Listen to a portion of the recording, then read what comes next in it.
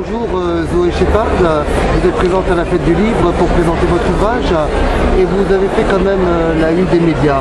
Pouvez-vous nous expliquer un peu votre ouvrage et votre présence à la fête du livre de Toulon? Alors c'est un livre qui raconte les dysfonctionnements d'une collectivité territoriale qui est présentée comme étant une grande mairie près de Paris. Et ces dysfonctionnements sont décrits à la manière d'un journal de bord d'une jeune fonctionnaire qui travaille dans cette collectivité depuis peu de temps, donc depuis environ 6 mois. Et au travers d'une galerie de personnages et d'événements, elle raconte comment les réunions durent des heures et n'avancent pas, comment les élus ont une éthique qui leur est parfois assez personnelle et comment la défense du service public est souvent laissée de côté au profit de l'intérêt personnel de certains puissants.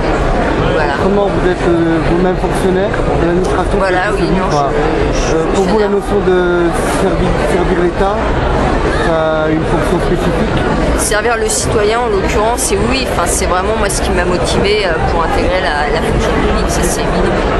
Et pourquoi donc vous avez fait autant de chambardements dans les médias lors de votre sortie de votre livre? Parce qu'en fait j'ai été dénoncée comme étant Zoé Shepard étant un pseudonyme, et c'est vrai que mon employeur m'a traîné devant le conseil de discipline et que beaucoup de personnes en fait m'ont soutenu parce que ce livre ne contient ni éléments tangibles, ni fond de dossier, ni nom de personne, et que tous les personnages sont remaniés. Donc c'est vrai qu'avoir demandé ma révocation était une preuve de méconnaissance flagrante du droit.